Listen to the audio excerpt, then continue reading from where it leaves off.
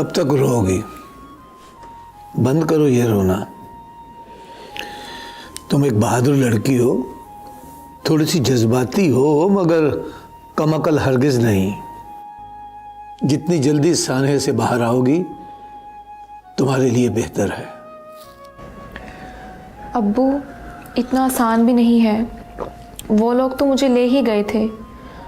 अगर एमबी वक्त पे ना आता, वो तो हर बार मेरे लिए फरिश्ता बनकर आ जाता है।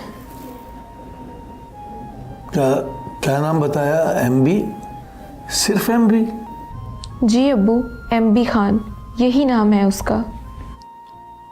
अब रोटी खा लो, या अब भी भूख नहीं लगी?